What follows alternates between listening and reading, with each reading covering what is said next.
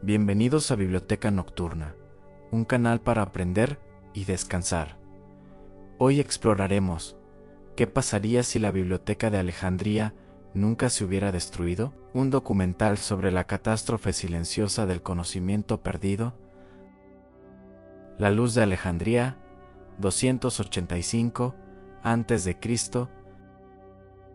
en las orillas del Mediterráneo, en un puerto donde convergen tres continentes. Existe un escenario que encarna la ambición humana más desmesurada, aquella que pretende capturar todo el conocimiento del mundo dentro de muros de piedra y papiro. La ciudad de Alejandría, fundada por Alejandro Magno apenas 40 años antes, se convierte bajo el reinado de Ptolomeo II Filadelfo en algo más que una metrópolis. Se transforma en un templo dedicado al saber.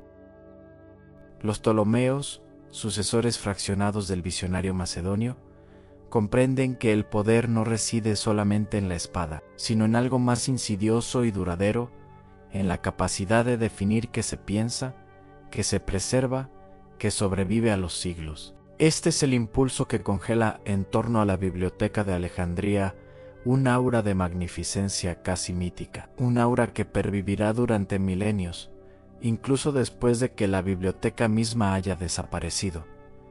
Imaginemos el espacio.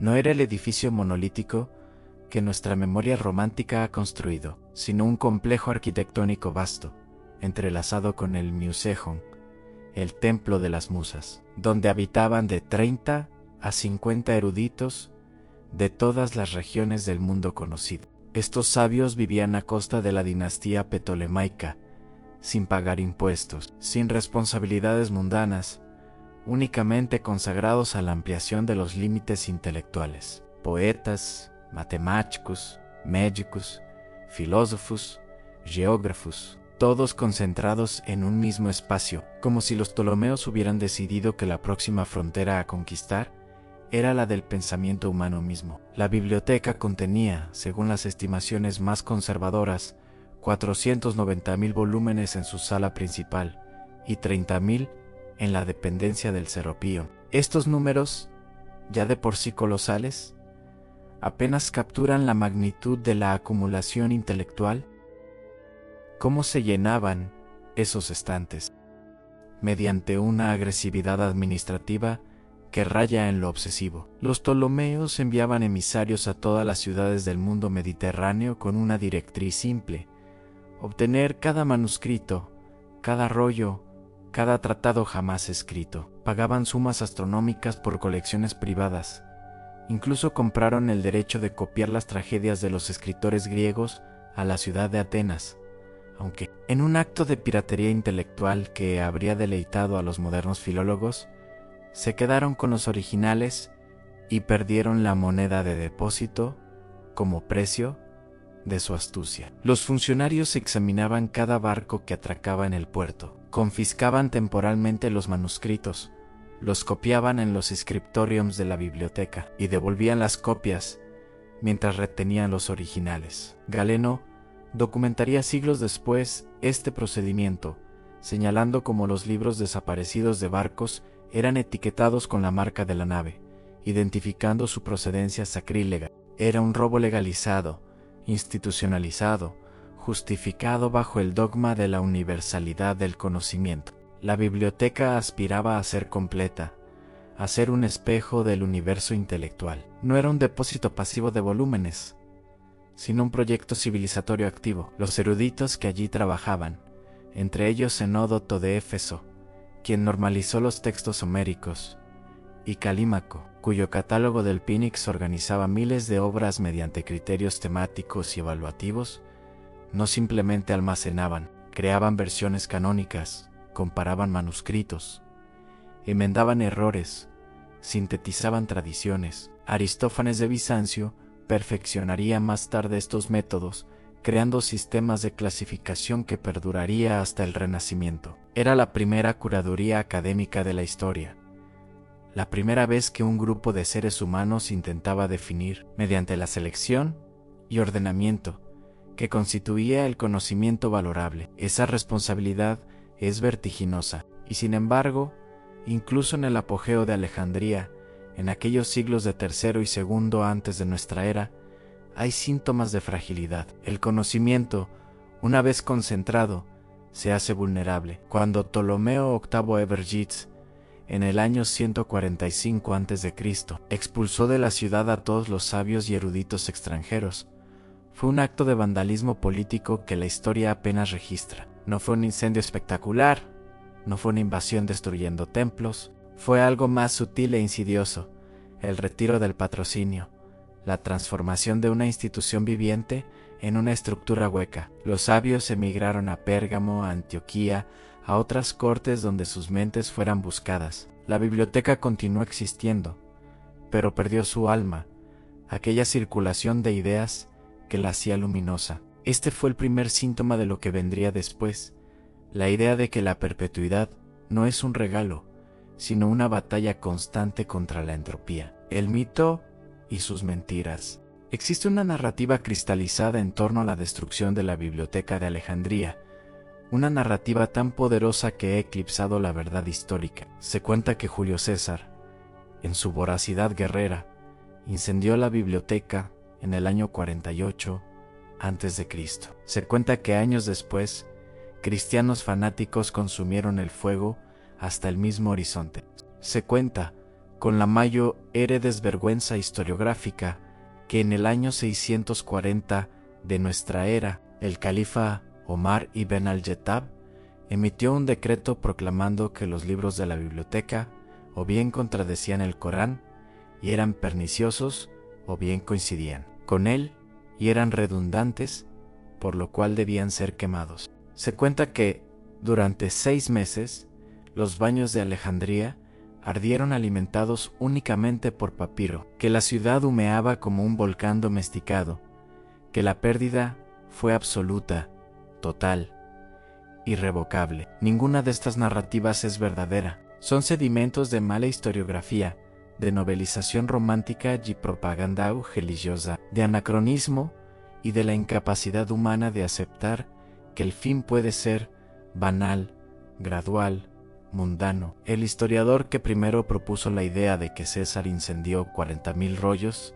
fue Séneca el Joven, un personaje que vivía ciento y tantos años después del hecho, que nunca visitó Alejandría y que parece haber extraído su información de fuentes ya corruptas, las fuentes contemporáneas. Los relatos de personas que estaban allí indicaban claramente que el incendio fue parcial, que afectó principalmente los depósitos en el puerto, que la biblioteca como institución sobrevivió. De hecho, las fuentes antiguas mencionan la biblioteca claramente después de la época de César, durante los primeros siglos de nuestra era, lo que indica reconstrucción o supervivencia. La narrativa del califa Omar es aún más ficticia. Fue inventada en el siglo XIII de la era cristiana, 800 años después de los eventos presuntamente descritos, por un historiador árabe llamado Ibn al-Jefte, que claramente estaba trabajando desde fuentes secundarias y terciarias, tejiendo una historia que servía a sus propios propósitos narrativos. Cuando los árabes llegaron a Alejandría en el siglo VII, la biblioteca ya había sido prácticamente destruida, no por ellos, sino por los procesos mismos de entropía histórica que caracterizaban la decadencia del Imperio Romano tardío. Si encontraron algo, fue muy poco: residuos, fragmentos. La culpa que se les atribuyó es un acto de imaginación retrospectiva, un relato que necesitaba un villano y encontró en la religión musulmana un receptáculo conveniente para la culpa occidental.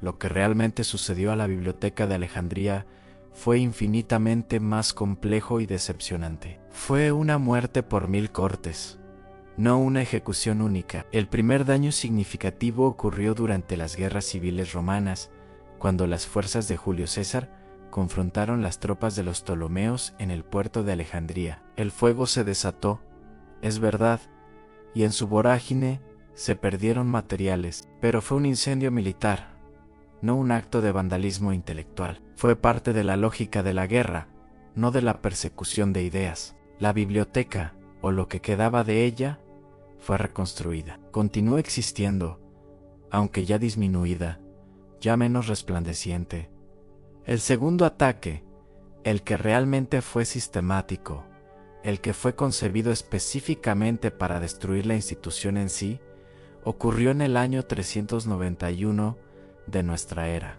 El obispo Teófilo de Alejandría, en una era donde el cristianismo había cristalizado como religión oficial del Imperio Romano, emitió instrucciones para destruir el Serapeum, el templo que albergaba la biblioteca secundaria. Esta fue una acción consciente, deliberada, motivada no simplemente por intolerancia religiosa, sino por una visión política definida, la idea de que el paganismo, con todos sus textos, sus supersticiones, sus ilusiones, debía ser borrado del mundo. Fue un acto violento, fue un acto de censura, fue un acto que resulta verdaderamente criminal desde la perspectiva de la historia intelectual. Pero incluso esto, catastrófico como fue, no destruyó la biblioteca completa. Algunos materiales fueron salvados, algunos fueron dispersados a otras ciudades, algunos fueron traducidos y preservados en la tradición manuscrita árabe. Lo que realmente mató a la biblioteca no fue ningún incendio único, ningún decreto de ningún califa, ningún acto de violencia concentrada. Fue la pérdida gradual de patrocinio, fue el retiro del interés estatal, fue la transformación política del Mediterráneo que hizo que ya no importara sostener una institución de preservación intelectual cuando la propia civilización estaba fragmentándose en pedazos. Los Ptolomeos fueron reemplazados por los romanos fueron reemplazados por bizantinos, los bizantinos cedieron frente a los árabes, y en cada transición alguien preguntaba menos insistentemente: ¿para qué mantener esto? ¿Para qué pagar escribas que copien textos que nadie lee? ¿Para qué financiar una institución que sirve únicamente a eruditos? Y las respuestas, siendo imperfectas, siendo económicamente indefendibles, fueron desapareciendo. La biblioteca se convirtió en una sombra de sí misma, sus fondos dispersándose, sus eruditos migrando, sus edificios siendo secularizados, remodelados y finalmente olvidados. Fue una muerte por abandono, y eso es acaso más terrible que cualquier incendio, porque sugiere que la supervivencia del conocimiento no es una cuestión de monumentalidad, sino de utilidad continua de una comunidad de práctica que insista en que el saber importa. Cuando esa comunidad desapareció, cuando los eruditos fueron expulsados o murieron, cuando la lengua griega fue olvidada en Occidente, la biblioteca, aunque sus edificios quizá permanecieron, murió en todas las maneras que realmente importan. Sus libros continuaron existiendo, aquí y allá, en fragmentos, pero su función unificadora, su capacidad de ser una institución viva de preservación y transmisión, fue evanescente. Las voces que no resonaron. Ahora bien, ¿qué se perdió exactamente? Esta es una pregunta que reclama un catálogo de ausencias, un inventario de lo que nunca llegó a nuestras manos, de lo que sabemos solamente porque otros autores, siglos después, lo citaron, lo parafrasearon, lo mencionaron en el paso. Es un ejercicio de duelo arqueológico, porque casi todo lo que conocemos sobre lo que la biblioteca contenía proviene de referencias indirectas, de huellas, de sombras proyectadas en las paredes de otras obras. Consideremos a Osafo de Lesbos, la poeta del siglo VII a.C. En su tiempo, ella escribió, según los registros antiguos, 9 libros de poesía, lo que se estima en cerca de 10.000 versos de lírica exquisita, versos que fueron copiados, que fueron almacenados en Alejandría, que fueron estudiados por eruditos que entendían su gramática, su métrica, su espíritu. Hoy poseemos no más de 650 versos suyos, fragmentados, incompletos, muchos de ellos descubiertos en papiros reutilizados para envolver momias. Como si la historia quisiera hacernos entender que la recuperación del conocimiento es un acto de excavación literal. La mayoría de su obra desapareció durante la Edad Media, cuando los monjes cristianos que realizaban la labor de copia seleccionaban qué textos pagan preservar. Safo, con su sensualidad, su homoerotismo, su refutación implícita de la moral cristiana, no fue considerada digna de ser copiada. Su voz, una de las más hermosas que el mundo helenístico produjo, fue efectivamente silenciada durante 1000 años. Solo recientemente, mediante la arqueología de papiros, hemos recuperado fragmentos que nos permiten apenas imaginar la complejidad de sus versos, pero 10.000 versos no se pueden recuperar completamente.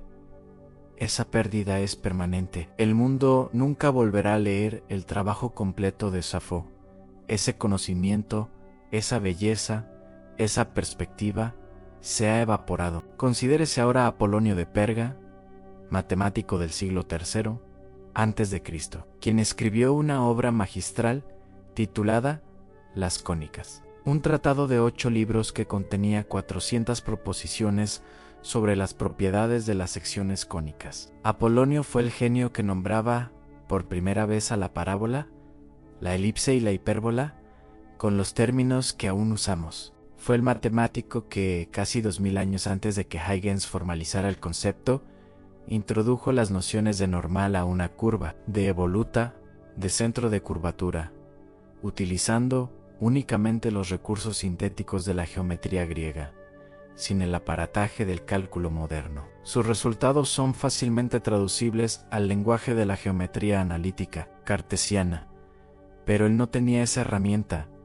Trabajaba en la oscuridad, por así decirlo, usando la pura inteligencia geométrica para arribar a conclusiones que deberían sorprender a cualquiera que las contemple. Los primeros 4 libros de las cónicas se preservaron en griego original, gracias únicamente a que transcriptores medievales consideraron que merecían ser copiados. Los libros quinto, sexto y séptimo sobrevivieron únicamente porque, en el siglo IX, un matemático árabe llamado Thabat ibn Qara tradujo el texto al árabe, y esa traducción fue copiada, preservada y eventualmente retrotraducida al griego durante el Renacimiento. El 8º libro desapareció completamente. Jamás fue copiado en la Antigüedad tardía.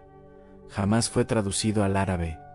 Jamás fue recuperado. Sabemos que existió porque Apolonio mismo menciona su contenido en los prólogos de los libros anteriores. Sabemos que contenía proposiciones importantes, pero el texto se ha perdido para siempre, y con él una parte del genio matemático de la antigüedad que nunca será recuperada completamente. El patrón continúa repitiéndose. Eratóstenes de Cirene, que fue bibliotecario y que residía en Alejandría, llevó a cabo el primer cálculo preciso de la circunferencia terrestre. Observó que, en la ciudad de Siena, durante el solsticio de verano, el sol se reflejaba en el fondo de un pozo, lo que indicaba que el sol estaba directamente encima. En Alejandría, en el mismo momento, el sol proyectaba una sombra medible. Mediante trigonometría simple, Eratóstenes calculó que la distancia entre las dos ciudades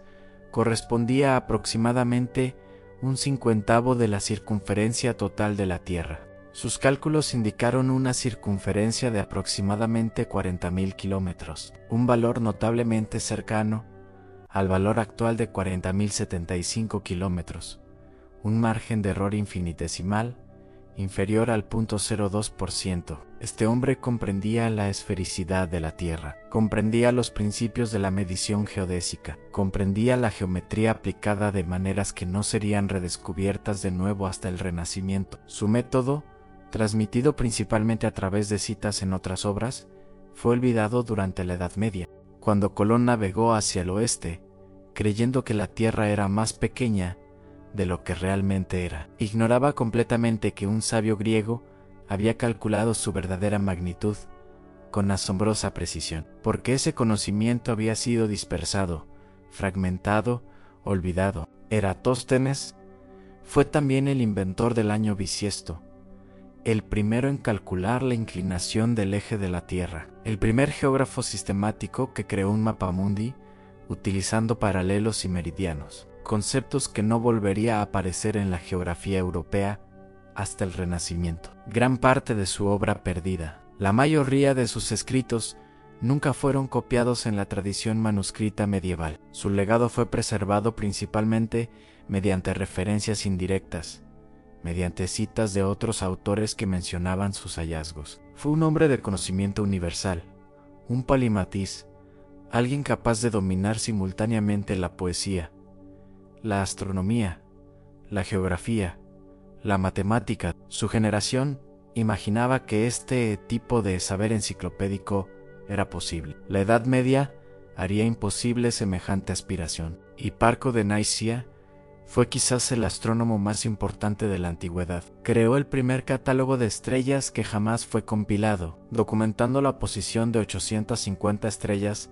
mediante un sistema de coordenadas eclípticas que permitía una precisión sin precedentes. Pero lo más importante fue su descubrimiento accidental, casi de un fenómeno astronómico que no volvería a ser entendido completamente hasta la física newtoniana. Comparando sus observaciones con las de un astrónomo anterior llamado Timocharis, Hiparco notó que la distancia de la estrella Spica respecto al equinoccio de otoño se había reducido en 2 grados durante el intervalo de 150 años. Aquí estaba, ante sus propios ojos, la evidencia de la precesión de los equinoccios, ese movimiento lentísimo del eje de rotación de la Tierra que tarda aproximadamente 25.776 años en completar un ciclo. Hiparco llegó a calcular que la precesión ocurría a una tasa de aproximadamente 1 grado cada siglo, una estimación extraordinariamente cercana al valor actual de 1 grado cada 71 años. Este hallazgo, esta penetración en los mecanismos celestes, debería haber revolucionado la astronomía, debería haber servido como punto de partida para una serie de investigaciones que gradualmente destrozaran la teoría geocéntrica. Pero en su lugar, sus datos fueron incorporados sin comprensión completa en el sistema de Ptolomeo, fueron malinterpretados, fueron parcialmente ignorados, sus escritos completos se perdieron principalmente, o sobrevivieron únicamente en referencias en otros tratados. Si los astrónomos árabes y los del Renacimiento hubieran poseído acceso completo a los escritos de Hiparco, a sus métodos observacionales, a su rigor matemático, la revolución copernicana podría haberse anticipado en siglos. Luego están Herófilo y Erasístrato, los anatomistas. En la época de los Ptolomeos, cuando la ley egipcia permitía la disección de cadáveres humanos, estos 2 investigadores llevaron a cabo disecciones sistemáticas del cuerpo humano. Herófilo describió las válvulas cardíacas, distinguió con precisión entre arterias y venas, rastreó los nervios hasta el cerebro. Erasístrato fue más allá aún, describió el cerebro con mayor precisión que Herófilo, identificó la diferencia entre nervios motores y sensoriales, comprendió algo de la anatomía de la circulación sanguínea. Estos hombres estaban tocando los fundamentos de la fisiología moderna, estaban desarrollando un método de investigación sistemática basado en la observación anatómica directa, pero sus escritos se perdieron casi completamente. Fueron proscritos posteriormente por el cristianismo, que consideraba la disección un acto de profanación. Fueron olvidados durante la Edad Media, no.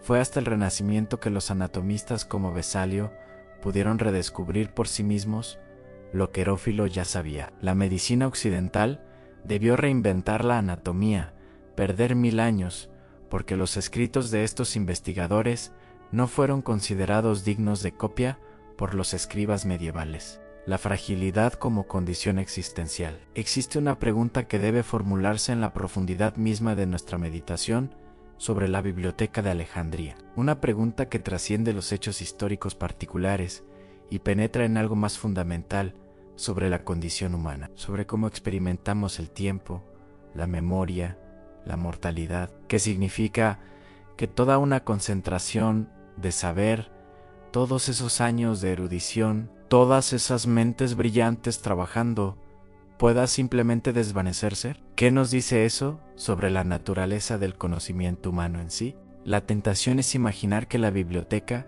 fue destruida, que un acto de violencia o negligencia particular fue responsable de su desaparición. Pero la verdad es más perturbadora aún. La biblioteca no fue realmente destruida, fue abandonada, fue olvidada, fue simplemente dejada atrás mientras el mundo giraba, mientras los imperios se fragmentaban, mientras las prioridades de la humanidad se desplazaban hacia otras cosas, hacia la supervivencia, hacia la religión, hacia la consolidación del poder político. Es como si la humanidad hubiera decidido, colectivamente, que el saber no importaba tanto como habían imaginado los Ptolomeos. O quizás, más exactamente, como si hubiera decidido que ciertos tipos de saber, ciertos conocimientos cuestionaban las nuevas estructuras de autoridad y creencia, y por lo tanto debían ser suprimidos, no mediante la violencia dramática, sino mediante la simple falta de copia, la falta de reproducción, el retiro gradual del interés. Este es un patrón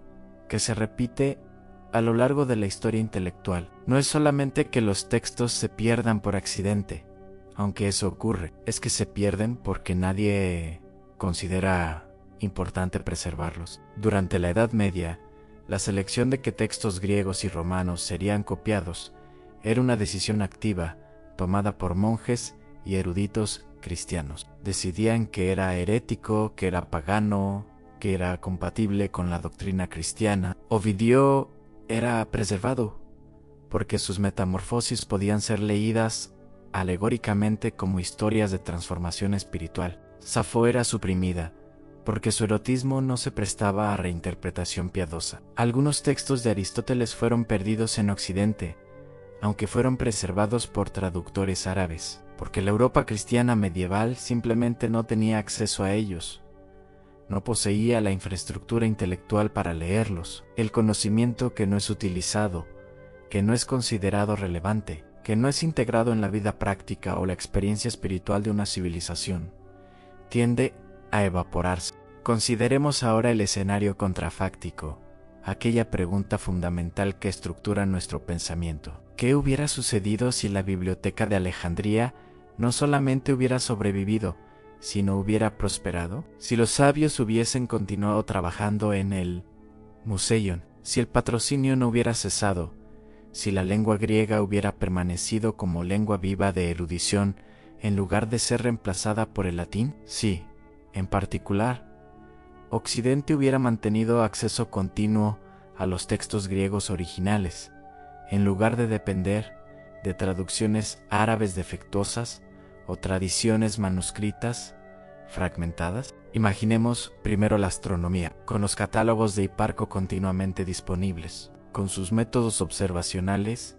siendo mejorados generación tras generación, sin la solución de continuidad que caracterizó el período medieval. Los eruditos del mundo islámico del siglo IX habrían poseído mucha mejor información. Los astrónomos árabes de la Casa de la Sabiduría de Bagdad, en lugar de trabajar desde referencias fragmentarias a la astronomía griega, habrían tenido acceso a tratados completos, a métodos rigurosos, a datos observacionales precisos. Es completamente plausible que hubieran llegado a conclusiones heliocéntricas durante el siglo IX o X, si el modelo heliocéntrico hubiera sido propuesto por una dinastía islámica científicamente avanzada durante el apogeo de la civilización medieval árabe. La historia de la astronomía hubiera sido completamente diferente. La resistencia del cristianismo a heliocentrismo habría sido menos absoluta. La ciencia islámica habría gozado de mayor prestigio intelectual, y el desarrollo de la física matemática se habría acelerado considerablemente. Imagínese una Europa que en el siglo XII, en lugar de estar sumida en oscuridad escolástica, recibe noticias de que los grandes astrónomos de Bagdad han confirmado un modelo heliocéntrico del universo. La Iglesia habría tenido que responder, habría tenido que negociar, habría tenido que adaptarse. La revolución científica no hubiera esperado hasta el XVI, hubiera comenzado siglos antes. Las matemáticas habrían experimentado una trayectoria similar. Los conceptos de Apolonio sobre máximos y mínimos, su comprensión intuitiva de lo que ahora conocemos como cálculo diferencial, habrían sido disponibles para los matemáticos islámicos, mientras que en Europa occidental los escolásticos jugaban con silogismos. En Bagdad y en Córdoba, matemáticos habrían estado construyendo sobre los fundamentos de Apolonio. Al-Juarizmi, Al-Razi, Los grandes matemáticos de la era dorada islámica habrían tenido acceso a una tradición matemática continua que se remontaba directamente a la antigüedad griega. Es concebible que el cálculo hubiera sido inventado en el siglo X, no en el XVII. Las implicaciones son vertiginosas. Con cálculo disponible durante la Edad Media tardía, la física habría avanzado de manera exponencial. Las leyes de movimiento de Newton habrían sido descubiertas mucho antes. La tecnología de la revolución industrial habría emergido quizá 3 siglos antes de lo que realmente ocurrió. Imaginemos la humanidad en el año 1400 con la tecnología que nosotros asociamos con el año 1800. La geografía política de nuestro mundo habría sido completamente alterada. La medicina hubiera sufrido una transformación igualmente fundamental, con los escritos completos de Herófilo y Erasístrato disponibles, con la tradición anatómica de Alejandría siendo preservada y desarrollada. Los médicos medievales habrían poseído conocimiento precisamente de la estructura del cuerpo humano. No habrían necesitado descubrir nuevamente lo que ya se sabía. Es verdad que la disección fue prohibida por la Iglesia, pero con presión de una tradición erudita establecida y respetada, basada en textos antiguos que gozaban de autoridad. Quizá la prohibición habría sido menos absoluta. Es completamente plausible que en el siglo XIV, en lugar de la Edad Media tardía, habría cirujanos realizando disecciones sistemáticas, mejorando la técnica quirúrgica, reduciendo la mortalidad asociada con operaciones. La peste negra, que devastó Europa a mediados del siglo XIV, matando a una tercera parte de la población, habría encontrado una medicina mejor equipada para responder. No habría sido capaz de prevenir la pandemia, ciertamente, pero la mortalidad hubiera sido inferior. La recuperación demográfica de Europa habría sido más rápida. La historia subsecuente habría sido diferente. La geografía política mundial habría sido profundamente alterada, con conocimiento preciso de la circunferencia de la Tierra, disponible desde tiempos antiguos. Los navegantes del siglo XV habrían tenido información exacta sobre las distancias oceánicas. Colón no hubiera cometido el error de pensar que la Tierra era mucho más pequeña de lo que realmente es. Pero más fundamentalmente, es concebible que navegantes islámicos del siglo XI o XII, con mejor información, con una tradición de geografía matemática continua, remontándose a Eratóstenes, hubieran emprendido viajes de exploración transoceánica mucho antes que los europeos. La historia de la colonización global habría comenzado siglos antes. El equilibrio de poder entre civilizaciones habría sido completamente diferente. Quizá una Europa completamente diferente habría emergido, una que nunca hubiera logrado la supremacía global. Estas son especulaciones, ciertamente, pero no son especulaciones sin fundamento. Están enraizadas en la evidencia histórica de que el conocimiento posee una trayectoria, una momentum, que cuando es interrumpida, requiere esfuerzo enorme para ser recuperada. La revolución científica del XVII no fue un acontecimiento inevitable, fue el resultado de una confluencia muy particular de circunstancias. La redescubierta de textos griegos por humanistas renacentistas, el invento de la imprenta, el surgimiento de una clase mercantil que necesitaba herramientas matemáticas mejores para la navegación y contabilidad, la apertura de nuevas rutas comerciales que estimularon el deseo de conocimiento geográfico. Sin alguno de estos elementos, la revolución científica podría no haber ocurrido. Si la biblioteca de Alejandría hubiera permanecido íntegra, los textos griegos no habrían necesitado ser redescubiertos porque nunca habrían sido olvidados. La trayectoria de la historia habría sido cualitativamente diferente. La transmisión, imposible. Y sin embargo, a pesar de todo, algo fue preservado. Es un hecho asombroso, un testimonio a la pertinacia de la transmisión del conocimiento humano, que, aunque la biblioteca de Alejandría fue destruida, de hecho,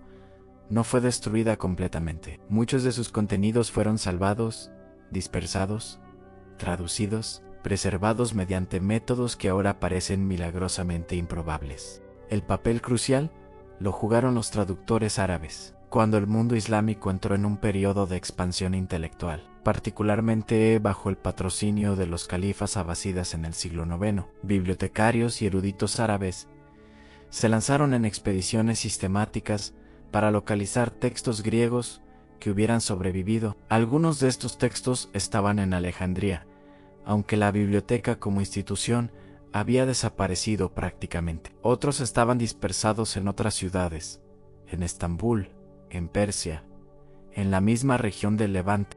Los traductores como Thabut ibn Kara realizaron la labor monumental de tomar estos textos fragmentarios, a menudo copias de copias con errores acumulados, y transferirlos al árabe, creando una nueva tradición manuscrita en una lengua viva. Sin este esfuerzo, sin esta acción de traducción y preservación, la mayor parte del conocimiento antiguo se habría perdido completamente. Thabut ibn Kara salvó la obra de Apolonio mediante su traducción de las cónicas. Sin él, ese trabajo maestro de la geometría griega habría desaparecido para siempre.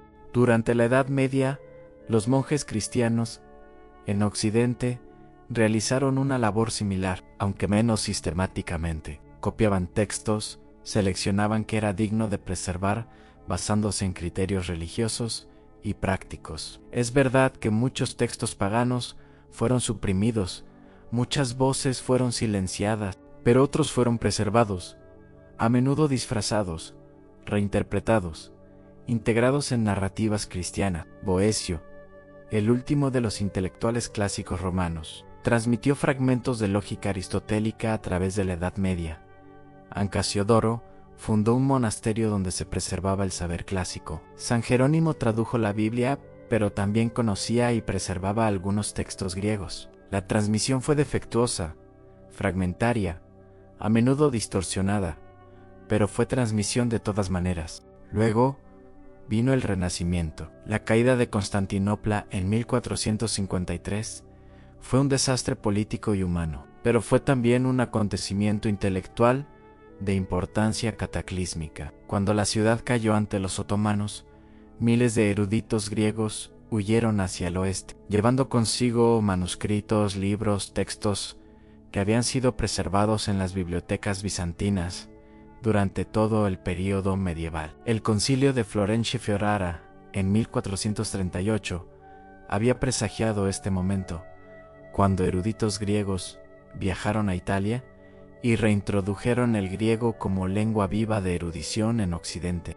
Pero la caída de Constantinopla aceleró el proceso de manera exponencial. De repente, Europa tenía acceso nuevamente a los textos griegos originales, no en traducción árabe, no en citas fragmentarias latinas, sino en los originales griegos. Los humanistas del Renacimiento, los Aldo Manuzio de Venecia, los académicos de Florencia, se lanzaron en una campaña frenética de edición, comentario, publicación. Para finales del siglo XV, todas las obras de Euclides, Ptolomeo y Galeno ya habían sido impresas. El conocimiento que había sido perdido fue nuevamente encontrado, pero el daño ya había sido hecho. 1000 años de retraso, 1000 años durante los cuales la humanidad no tenía acceso a los fundamentos intelectuales que podrían haberla propulsado hacia el futuro. La Edad Media no fue completamente oscura, como los ilustrados del XVIII quisieron insistir. Fue un período de creación intelectual genuina,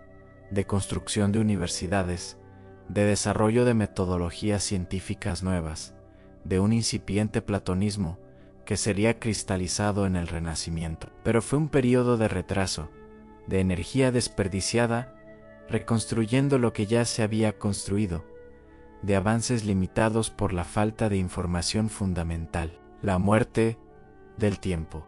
Hay un momento en la contemplación de la Biblioteca de Alejandría y su pérdida, donde la reflexión histórica se convierte en algo más profundo, más inquietante. No es simplemente una cuestión de hechos y fechas, de que se perdió y que se preservó. Es una pregunta sobre la naturaleza misma de la civilización, sobre la fragilidad de todo lo que construimos, sobre la posibilidad misma de que nuestras obras perduren.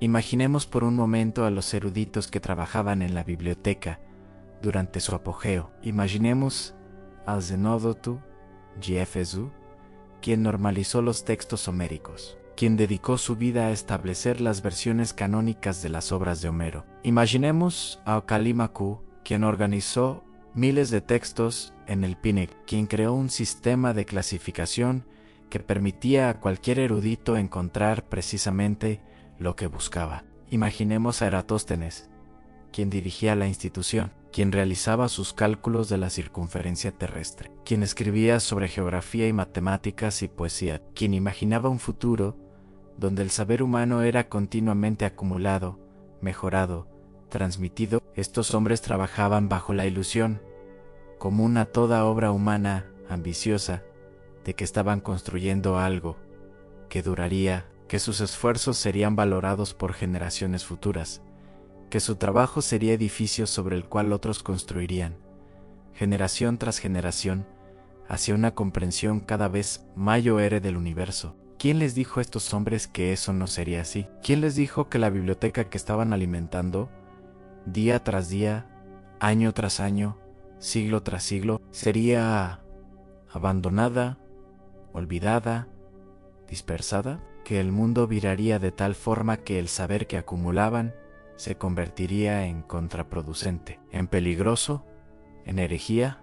La ilusión de Eratóstenes, la esperanza de la biblioteca, era que el conocimiento, una vez alcanzado, era permanente, que una vez que comprendías que la Tierra era redonda, esa comprensión no podía ser olvidada, que una vez que alguien había descubierto la precesión de los equinoccios, ese descubrimiento era un bien de la humanidad, inviolable, perpetuo. Pero sabemos ahora que eso no es verdad. El conocimiento es tan frágil como la memoria, tan vulnerable como la fuerza política que lo sostiene. Una comprensión de la astronomía heliocéntrica fue perdida durante 1000 años. La anatomía humana tuvo que ser redescubierta en el Renacimiento. Las capacidades de cálculo matemático tuvieron que ser recreadas en el siglo XVII. La civilización occidental olvidó muchas cosas que la antigüedad había conocido, porque las redes sociales que preservaban ese conocimiento fueron destruidas o transformadas. Consideremos el contraste con la transmisión del conocimiento en el mundo islámico medieval. No fue una transmisión sin cortes, sin pérdidas, fue una transmisión defectuosa, filtrada a través de cientos de traductores, cada uno introduciéndose errores, cada uno añadiendo sus propias interpretaciones. Pero fue una transmisión, fue una cadena continua de hombres y mujeres que consideraban que el saber importaba, que valía la pena preservar, que merecía ser transmitido a la siguiente generación. La Casa de la Sabiduría de Bagdad, bajo Al-Mamun, en el siglo IX, realizó la misma función que la Biblioteca de Alejandría había realizado, pero lo hizo explícitamente, deliberadamente, consciente de que existía una tradición griega que había sido perdida por Occidente y que debía ser recuperada. Los eruditos islámicos no simplemente preservaron el conocimiento antiguo, lo expandieron, realizaron sus propias contribuciones originales, mejoraron los textos que heredaban, y sin embargo, hasta la Casa de la Sabiduría fue abandonada eventualmente. Las invasiones mongolas, las transformaciones políticas, la desviación de recursos hacia otros propósitos, llevaron a la disminución del patrocinio. Para el siglo XIV, la edad de oro de la erudición islámica había pasado. El conocimiento que había sido preservado en Bagdad, en Córdoba, en Damasco, permaneció, pero no fue expandido, no fue cultivado, no fue desarrollado. Incluso en una civilización que había tomado en serio la preservación del saber antiguo, la continuidad fue interrumpida por procesos político-económicos que escapaban al control de cualquier institución intelectual individual. Los fantasmas que escribimos. Existe un error que tienden a cometer aquellos que meditan sobre la Biblioteca de Alejandría y su pérdida.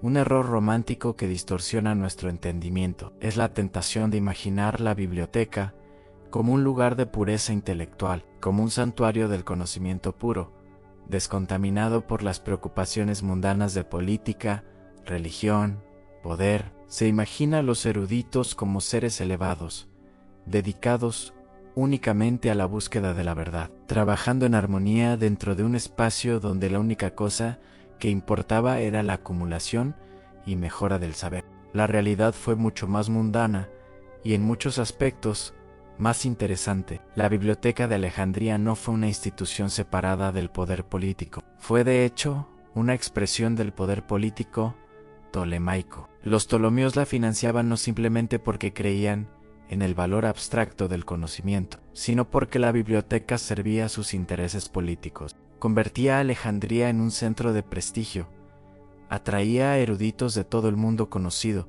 generaba patrocinio que reflejaba la gloria dinástica. La decisión de Ptolomeo III de confiscar los manuscritos que entraban en el puerto no era una decisión de pureza intelectual, era una decisión administrativa, casi depredadora, una forma de poder, una manifestación de que los ptolomeos podían permitirse el lujo de desear cualquier texto, de obtenerlo, de guardarlo para sí. Los eruditos que trabajan en la biblioteca no eran, tampoco, figuras ascéticas dedicadas únicamente a la búsqueda de verdad. Eran hombres con ambiciones intelectuales, ciertamente, pero también con egos, con rivalidades, con deseos de reconocimiento y prestigio. Zenódoto y Aristófanes de Bizancio probablemente desacordaban sobre los métodos de crítica textual. Eratóstenes quizá competía por la atención del rey con otros científicos. Herófilo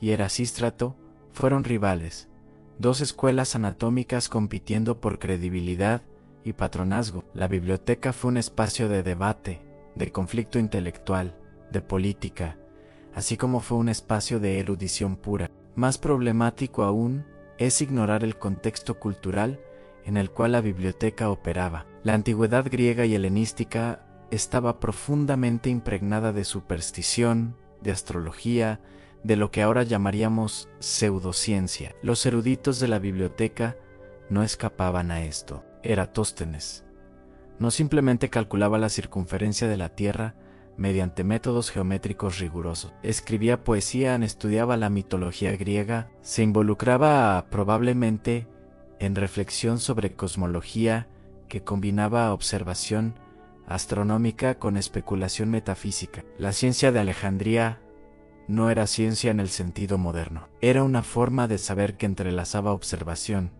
razón matemática, especulación filosófica y creencia religiosa en formas que ahora nos resultan incómodas. Esto es importante recordar porque tiende a valorizar cómo pensamos sobre la pérdida de la biblioteca. No se perdió un cuerpo puro de verdad científica, se perdió un cuerpo mixto de saber, que contenía tanto hallazgos genuinos como errores transmitidos como verdad, que contenía tanto innovación como repetición, que contenía tanto comprensión profunda del universo como superstición acerca de las fuerzas cósmicas. Lo que fue preservado en la tradición manuscrita árabe y posteriormente en el Renacimiento fue una mezcla de los brillantes cálculos de Eratóstenes, junto con sus especulaciones mitológicas, los descubrimientos anatómicos de Herófilo, junto con sus teorías sobre los humores corporales que resultarían ser fundamentalmente erróneas. Y sin embargo, esto no disminuye la tragedia. Si algo, la complejidad hace la pérdida aún más profunda, porque sugiere que lo que fue olvidado no era simplemente una verdad pura a ser redescubierta, sino un complejo contexto histórico, una forma particular de aproximarse al mundo, un tipo de mente cultivada que trabajaba en la intersección de múltiples disciplinas. Es relativamente simple recuperar un hecho específico, un número específico. Es mucho más difícil recuperar un método, una tradición de práctica intelectual, una comunidad de eruditos que valida cierto tipo de pregunta, de investigación, de pensamiento. El espejo oscuro mirando hacia atrás, desde nuestro presente de información abundante, de acceso casi ilimitado a textos, de repositorios digitales que almacenan la mayor parte de la sabiduría humana acumulada. Es fácil imaginar que hemos trascendido los problemas que enfrentaban los antiguos, que hemos resuelto el problema de la preservación del conocimiento, que nuestra civilización, con toda su tecnología, con toda su capacidad de reproducción de información, ha asegurado finalmente que ningún conocimiento precioso se perderá más. Pero esto sería una ilusión. Los riesgos han cambiado de forma, no han desaparecido. La Biblioteca de Alejandría fue vulnerable a incendios, a conquistas, al abandono gradual. Nuestros repositorios digitales de conocimiento son vulnerables a diferentes tipos de destrucción. Son vulnerables a la obsolescencia tecnológica, a la corrupción de datos, a la concentración de poder en manos de corporaciones que controlan los servidores donde reside la información. Son vulnerables a la censura, a la reescritura de la historia, a la supresión de información considerada políticamente indeseable. Son vulnerables a la pérdida de contexto, a la información siendo preservada, sin la comprensión de cómo se produjo, sin la tradición de práctica que le da significado. Existe un riesgo que quizá es aún más profundo. Es el riesgo de la pérdida de lo analógico, de la eliminación del conocimiento encarnado en textos físicos, en libros, en artefactos que pueden existir independientemente de la infraestructura tecnológica. Una sociedad que confía completamente en el almacenamiento digital es una sociedad vulnerable a las interrupciones de la tecnología misma, a los colapsos de la infraestructura, a los apagones que pueden durar años, durante los cuales ninguna información digital es accesible. Los bibliotecarios medievales, que copiaban textos a mano, estaban realizando un acto que parecía ineficiente, anticuado, una pérdida de tiempo, pero esos textos copiados a mano permanecieron accesibles durante periodos de colapso social cuando ninguna otra infraestructura funcionaba. Una biblioteca analógica es más frágil en algunos aspectos, más resistente en otros. Y hay otro riesgo, más sutil. Es el riesgo de que, en la abundancia de información, perdamos el valor de la información profunda, de la meditación, de la reflexión lenta. La Biblioteca de Alejandría fue un proyecto que asumía que el saber era valioso, que merecía dedicación, que merecía ser almacenado, preservado, transmitido cuidadosamente a través de generaciones. En nuestra era de información, donde cada persona tiene acceso a más información que todos los eruditos de la antigüedad combinados, hay un riesgo de que la información se trivialice, de que se vuelva simplemente ruido, de que la posibilidad misma de aprendizaje profundo sea socavada por la sobrecarga de información superficial. Podría argumentarse que este riesgo es análogo al riesgo que enfrentaba Alejandría, porque Alejandría acumulaba sin límite, sin discriminación. Los Ptolomeos querían poseer todo texto jamás escrito,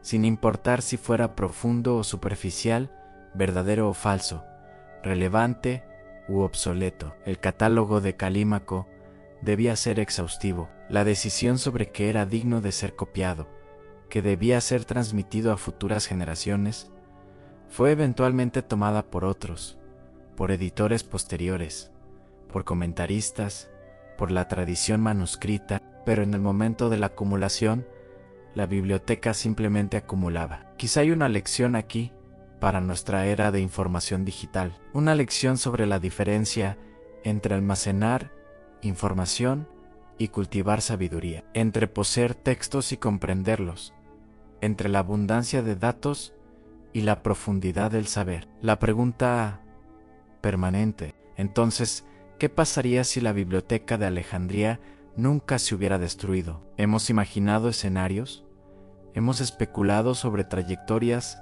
alternas de la historia. Hemos visto en el espejo oscuro de lo contrafáctico lo que podría haber sido, pero no fue. Pero la respuesta verdadera a la pregunta es mucho más compleja, porque depende de supuestos sobre cómo funciona la historia, sobre qué causas realmente determinan el flujo de eventos. Existe un problema fundamental en cualquier ejercicio contrafáctico histórico.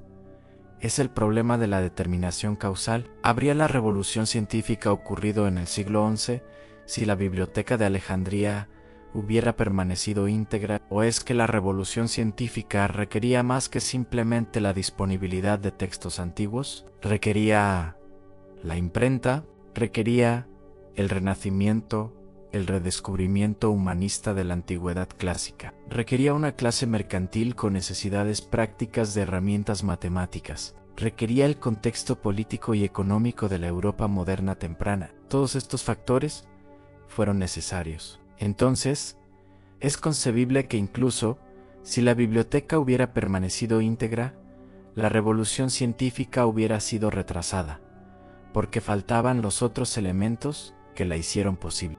Y sin embargo, esta objeción concede algo crucial. Concede que la disponibilidad de textos antiguos fue un factor importante, que, aunque no fue suficiente por sí sola, fue necesaria. La revolución científica no habría ocurrido sin acceso a Euclides, sin acceso a Ptolomeo, sin acceso a Galeno. Estos textos fueron redescubiertos durante el Renacimiento, fueron recuperados de la tradición manuscrita árabe y de las bibliotecas bizantinas. Si la biblioteca de Alejandría hubiera permanecido íntegra, produciendo eruditos continuamente, alimentando otras bibliotecas, estableciendo una tradición de transmisión que nunca fue interrumpida, la redescubierta habría sido innecesaria. El saber habría sido continuamente disponible. Y aunque esto no habría garantizado la revolución científica, habría significativamente aumentado las probabilidades de que algo similar ocurriera,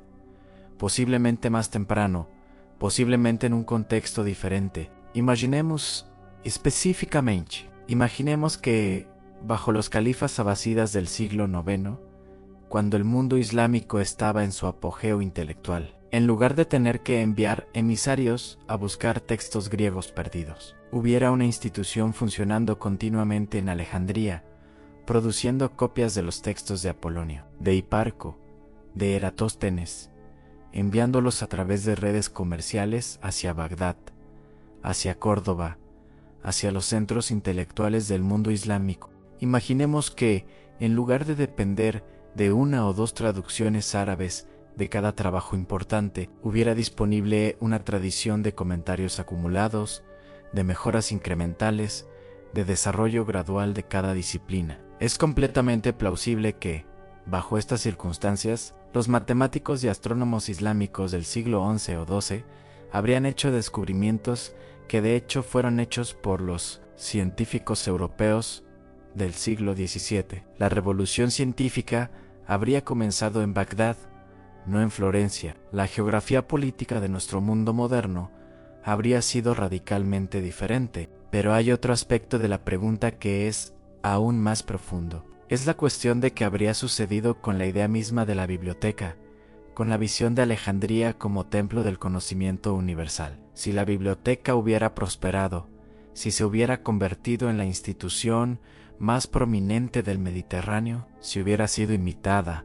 reproducida, expandida en múltiples ciudades, entonces quizá la modernidad habría sido construida sobre una base completamente diferente, no sobre la idea del progreso ciego, sobre la acumulación sin límite de poder y recursos, sino sobre la idea de que el conocimiento, su preservación y transmisión, era la verdadera riqueza. Una civilización edificada sobre los cimientos intelectuales que la biblioteca de Alejandría representó, habría sido una civilización muy diferente, quizá más sabia, quizá menos destructiva, quizá más consciente de sus propias limitaciones. Es un sueño, ciertamente. Las civilizaciones no son construidas sobre lo que hubiera podido ser, sino sobre lo que realmente fue. Y lo que realmente ocurrió fue que la biblioteca fue abandonada, que sus fondos fueron dispersados, que una tradición intelectual fue cortada, que 1000 años se perdieron en el retroceso de Europa occidental. Pero quizá el valor de la pregunta contrafáctica no es que nos permita imaginar un mundo mejor que nunca ocurrió. Quizá el valor es que nos permite ver claramente los mecanismos a través de los cuales nuestro mundo actual fue producido, los puntos de contingencia, donde diferentes decisiones habrían llevado a diferentes resultados, las frágiles estructuras sobre las cuales descansa todo lo que consideramos valioso. Epílogo: el peso de la ausencia. Hace aproximadamente 1600 años, alguien en Alejandría tomó una decisión. No sabemos quién exactamente. Quizá fue el obispo Teófilo, actuando en consonancia con los decretos del emperador Teodosio. Quizá fue un funcionario administrativo que simplemente decidió que el Cerro Piam, que contiene tantos textos, que requiere tanto mantenimiento, que produce tan poco valor práctico, debería ser desmantelado. Quizá fue nadie en particular, sino simplemente el resultado de 1000 decisiones pequeñas, de 1000 olvidos, de 1000 cambios de prioridad que en conjunto sumaron a la extinción de una institución. Alguien, con las mejores intenciones, o con ninguna intención en particular, comenzó el proceso que llevaría a la pérdida de una de las más grandes acumulaciones de saber que la humanidad ha producido. Lo que es notable es que en ese momento nadie pudo haber previsto completamente cuál sería el costo. El obispo Teófilo probablemente imaginó que estaba purificando la ciudad de la idolatría pagana. Los funcionarios administrativos probablemente imaginaban que estaban ahorrando dinero. Los conquistadores posteriores, si es que realmente fue por conquista y no simplemente por abandono, probablemente no consideraban que estuvieran participando en un acto que tendría consecuencias que se extenderían durante 1000 años. La destrucción de la biblioteca fue un acto cometido en la oscuridad de la historia local, un acontecimiento que parecería insignificante en el momento, un cambio más en la larga lista de cambios que acompañan cualquier transición política. Pero la historia, cuando la vemos en retrospectiva, revela que algunos actos de destrucción tienen consecuencias que se extienden a través de los siglos. La pérdida de la biblioteca fue uno de esos actos. No porque fuera el más destructivo en términos de vidas perdidas, de sufrimiento infligido, de poder ejercido, fue destructivo en una manera más sutil, en la manera en que redujo el potencial futuro de la humanidad, en la manera en que frenó el desarrollo del saber, en la manera en que creó una brecha entre lo que podría haber sido conocido y lo que realmente fue conocido. Miramos ahora hacia atrás, desde nuestro presente, y vemos en la Biblioteca de Alejandría un símbolo de algo profundamente humano, profundamente frágil. Vemos la aspiración de capturar todo el saber, de preservarlo contra la entropía, contra el olvido, contra la muerte. Vemos el fracaso de esa aspiración, y en ese fracaso vemos reflejada la condición fundamental de nuestra existencia, la realidad de que todo lo que construimos, todo lo que preservamos, está amenazado siempre por la pérdida. La Biblioteca de Alejandría no fue destruida por una decisión única tomada por un villano único. Fue destruida por la indiferencia, por la falta de patrocinio continuo, por cambios políticos que hicieron que lo que una vez fue importante deviniera irrelevante. Fue destruida porque, en última instancia, la humanidad decidió que otras cosas importaban más, que la supervivencia inmediata, que la consolidación del poder político, que las creencias religiosas. Todo esto importaba más que la preservación de textos antiguos.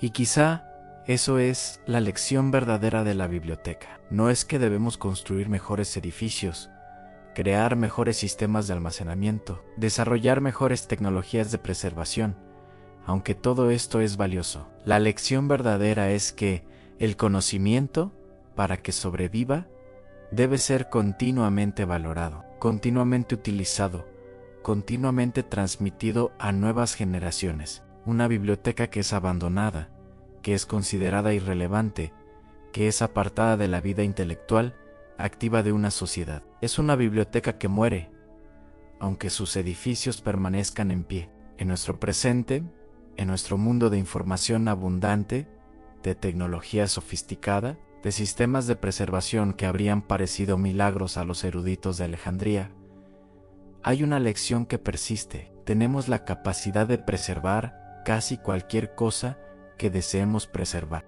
Lo que no sabemos es si tendremos la sabiduría, la voluntad, el compromiso continuo con el futuro para hacer que esa preservación importe realmente, para asegurar que el conocimiento que preservamos no simplemente existe, sino es transmitido, comprendido, desarrollado, integrado en la vida viva de la civilización que lo hereda. La pregunta sobre qué habría pasado si la Biblioteca de Alejandría nunca se hubiera destruido es, en última instancia, una pregunta sobre nosotros mismos. Es una pregunta sobre qué tipo de civilización queremos ser, sobre qué valoramos, sobre si consideramos que el saber humano, la preservación de la memoria cultural, la transmisión de la inteligencia acumulada de las generaciones pasadas. Son cosas dignas de proteger, de cuidar, de sacrificar por los antiguos.